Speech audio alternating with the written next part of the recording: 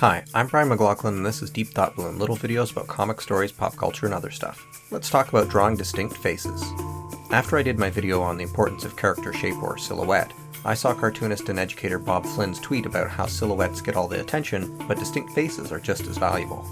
I think I overlook faces' importance because a lot of cartooning is based on picking one style and making all of the characters fit that style. Especially some of the more famous traditional comics, like Peanuts.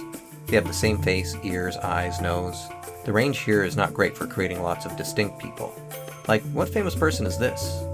Did you know it was Barack Obama without his signature large ears? Or in Garfield style, who is this? Can you tell it's Michelle Yeoh? Or how about this Mr. Man? It's Mr. Bean, Rowan Atkinson. Creating a likeness of a specific person is the opposite end of creating a unified style of cartooning. You'll find that on wilder, looser cartoons like SpongeBob SquarePants, where they'll even incorporate real-life video, that the character designs don't have a unified approach to faces. Look at those eyes, noses, everything.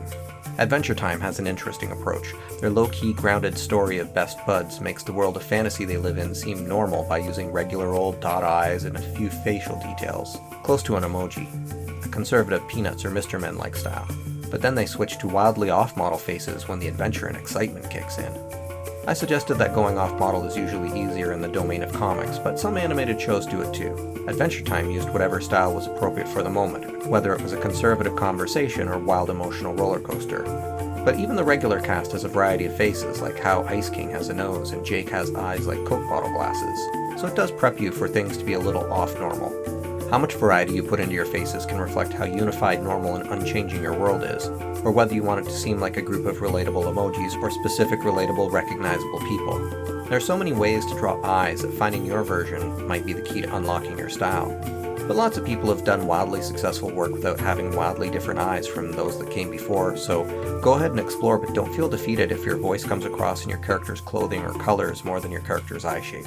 The eye shapes can be symbolic, like how Sonic's connected eyeballs look like a Mobius strip or infinity symbol, both important elements to Sonic's world of endless movement.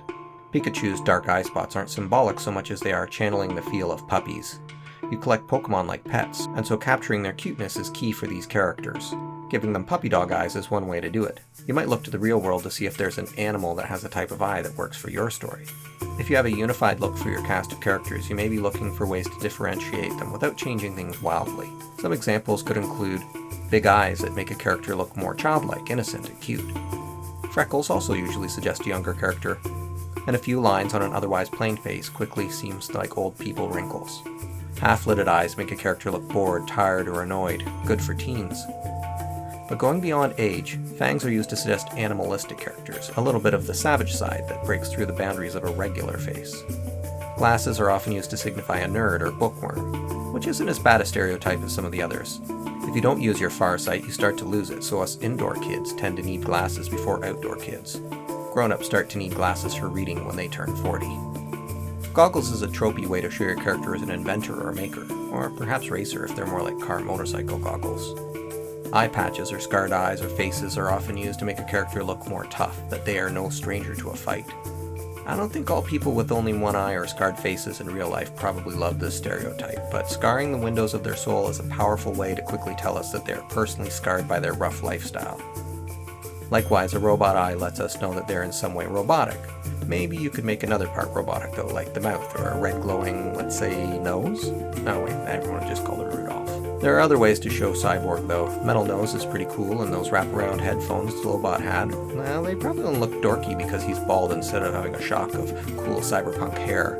See, the glitch text makes it work, although they also go for the eyes and tech those up, but in a different way than the one glowing eye. Nice way to break the trope a bit. You can also get a too cool look by characters who hide their window to their souls behind a flip of hair. You can also see cool characters with sunglasses or blank white eyes, especially on black masked heroes. I think it's unfair that derpy, dumber characters get lazy eyes, buck teeth, and a lack of tongue control. Like having an eye patch or hidden eye is cool, but having one a bit off makes them dumb? I guess they should just wear an eye patch and then they would change from an unsmarty pants to super cool. And if you can't afford a super expensive orthodontist, is it the same thing? Maybe you can push yourself to look for other ways to indicate a character isn't too bright. Giving a character long eyelashes and makeup is often used to show a feminine character who leans into the traditional Western beauty values, whether they're aware of it or not. It's a complicated thing. If we compare Daphne and Velma, we have two characters from the same show, but they don't have the same generic eyes. One character applies eyeliner or mascara and the other doesn't. Fair enough, it tells us about the differences between them.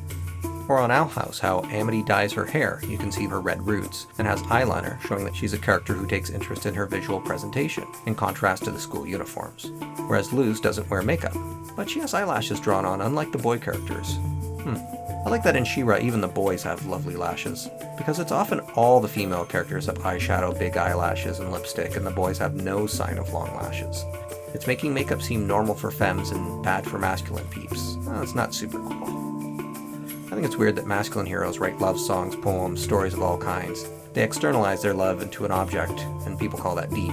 But feminine icons, who instead of painting a picture, paint themselves, picking out clothes, accessorizing, and blending makeup every day like a master Renaissance artist, get called shallow. To me, that's just being more honest. Both endeavors are often about catching someone's eye or heart. Sure, you can make platonic art, and it's great to see people dressing and doing their makeup for themselves and their friends, not caring if it's a style that the patriarchy is into. If they find a suitor, it will be by being themselves instead of following what the world says is supposed to be beautiful. But a lot of this taking a lot of care in our appearance is about finding love, because it's a big part of our hormone-driven lives. Anyway, I'm getting sidetracked into gender discourse. Let's switch gears into race.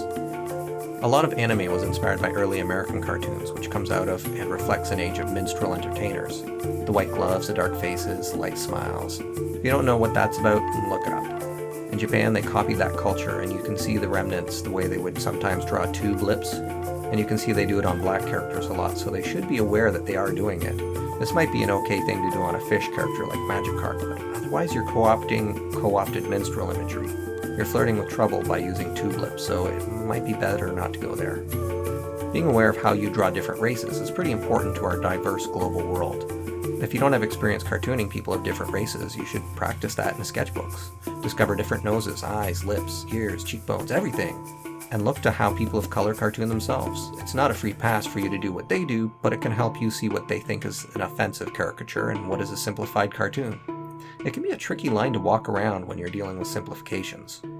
Hiding your character's face in shadow allows you to dodge the question of race and gender to make more of an every person to project your own image onto. It also helps them appear mysterious. And speaking of Raven, using a gem in the middle of your character's head is a nod to the Hindu and Jain tradition of decorating the third eye chakra. So that's co-opting another culture religion, so maybe do a bit of research before you use it. But let's end on something fun. Explore eyebrows! You can get really expressive and different with them. Anyways, there's some discourse for you to consider when you're exploring the story of your character's faces to tell the audience. Good luck and keep thinking deep thought balloons.